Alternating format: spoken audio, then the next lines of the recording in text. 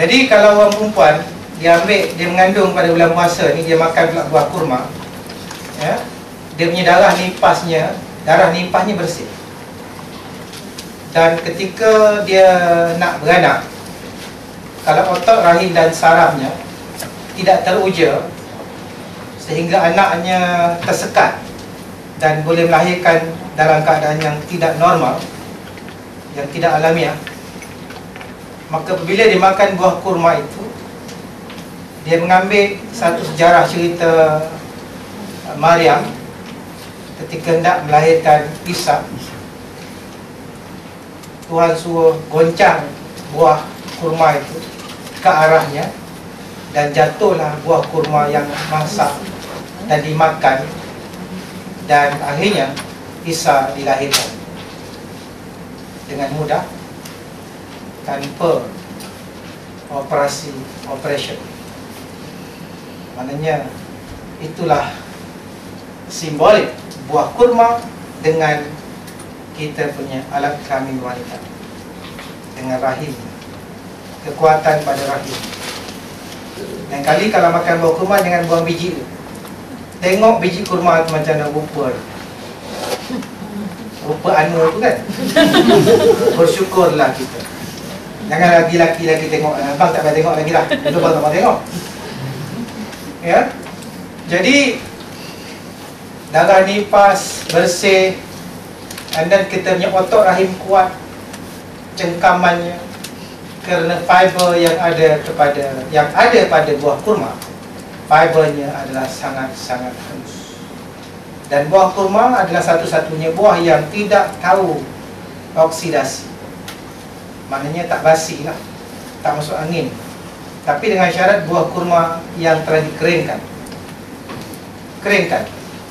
Ya, keringkan benda itu. Ya, bila keringkan benda itu, kesemua benda ini nanti lebih aktif. Buah kurma cukup komponen itu. Buah kurma cukup komponen benda itu. Dan buah kurma adalah sangat baik untuk orang physical level, untuk kekuatan otot, saraf dan tulang. Kerana buah kurma tinggi kandungan karbohidrat. Jadi kalau orang kata orang physical level makan apa? Karbohidrat.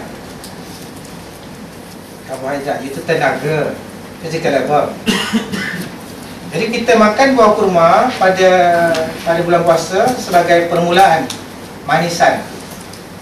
Jadi kalau siapa yang ambil bulan puasa benda pedas dulu dia tariknya, benda pedas dan masam dia ambil itu, maka ususnya tidak sensitif, maka keberkatannya kurang. Jadi maknanya kuasa penyerapan massa kurang. Bila kuasa penyerapan massa kuranglah dia punya, kalau rezeki lah, kalau harta ya, sebab itulah janganlah kita tak letak buah kurma pada dapur. Dapur kita mesti ada simbolik sebotol kurma, ya, sebagai simbol keberkatan dapur kita. Jadi jangan sekali-kali mulakan dengan benda pedas atau masam. Mesti manis dulu. Pasal manis tu memang waktu maghrib. Manis dan merah waktu maghrib. Benda manis kena masuk dulu pasal dia nak turun ke bawah. Pasal yang manis ni dia paling berat. Dia kena letak ke bawah dulu. Dia makan, dia turun bawah.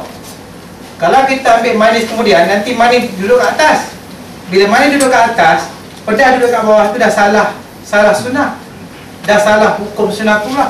Akibatnya benda manis tak tukar jadi tenaga. Kita boleh kencing manis. Tapi kalau benda manis tu kat bawah, maka dia akan jadi api untuk membakar semua benda-benda ini. Semua zat-zat kita akan bakar. Pasal gula adalah ATP atau tenaga yang membakar. Mestilah dia kat bawah. So nak pasti dia ke bawah, dia lah kena dulu. Nanti dia turun ke bawah betul-betul. Ya? Jadi benda yang pedas akan berada di atas, masam pun kat atas, pahit lagi atas. Jadi pahit tu last. Pahit tu last, nak tidur nanti malam ambil benda pahit. Bila benda tu pahit dekat atas, dia akan pergi rangsang kita punya otak kita untuk fokus tidur kita supaya kita tidur lebih nyenyak. Ya, jadi benda yang pahit dengan simbolik N24 dengan warna violet, itulah rahsia pahit. Ya, lepas tu tidur kopi pahit dengan kopi yang ada gula. Kalau kopi tu ada gula, nanti tarik je pahit ke bawah. Kita nak pahit tu benda ringan yang patutnya berada di atas untuk nak hantar mesej ke otak dengan cepat. Ya? Yang gula ni untuk tenaga fizikal gerakan, tapi yang pahit ni untuk brain kita. So mesej ke atas. So maknanya dah habis makan apa semua, ambil kopi kosong yang pahit. Atau kalau kita sanggup makan benda-benda pahit yang lain, terpulanglah apa-apa yang saja yang bersifat pahit. Ya? Badam ke? Boleh? Tak sanggup ambil badam. Jadam saja. Jadam. Mak saya dulu tak kan, apa tu jadam kat situ. Saya tu berhentilah leceh. Saya rasa baik sangat lah. Masa tu umur dah 6 tahun dah. Tak berhenti-henti mak saya kata. Dia tanya jadam. Jadi barulah otak saya berlintas. Jadi itulah simbolik. Simbolik macam mana kita nak kontrol masa pada bulan Ramadan. Ambil peluang ini. Penyakit ke, nak kaya ke, nak darjat ke, nak kemenangan ke, maksimum amplitude-nya ialah di bulan Ramadan. Jadi senang betul ya, orang-orang yang beriman ni dia dapat satu kelebihan energi dalam tekniknya yang tersendiri dalam rahsia masa. Seruang telah pun disediakan selama 30 hari. Ruang telah disediakan 30 hari. Dan jangan salahkan jin, iblis dan syaitan, kerana di situ itulah sebenarnya kita. Rupanya selama ni aku punya setan punya. Ya, itu tentang tentang buah kurma. Jadi buah kurma ni eloklah dibeli.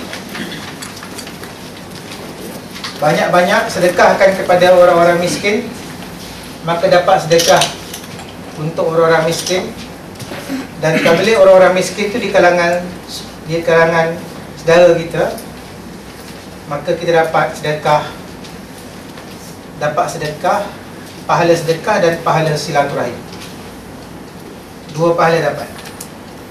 Sama juga kalau kita nak merawat orang, make sure jiran sebelah kita rawat. Kita tak nak? Kita tahu. Jadi kita cuba nakkan juga. Satu pembetulan, saya tersilap kalau sekiranya nanti kita salah faham tentang cendawan. Semua cendawan-cendawan yang saya katakan tak boleh dimakan adalah cendawan-cendawan yang berbentuk parasat. Ya, yang tumbuh pada akar, batang pokok, ya, yang tidak tumbuh secara normal daripada tanah. Itu semua tak boleh makan.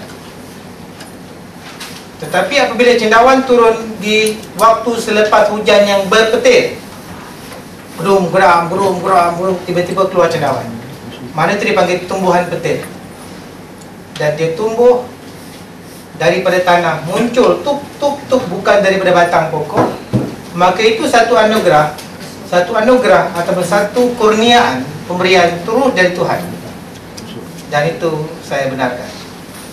Dan telah dikaji, dia sesuai untuk rawatan bagi penyakit, bagi banyak penyakit lah, terutamanya penyakit mata. Ya. Jadi lepas ni pun saya nak cek cendawan yang tumbuh selepas hujan yang ada petir. Tapi saya tak boleh cari, pasal saya bukan level spiritual. Jadi siapa yang level spiritual, dia lah nampak cendawan tu. Tu dia. Kita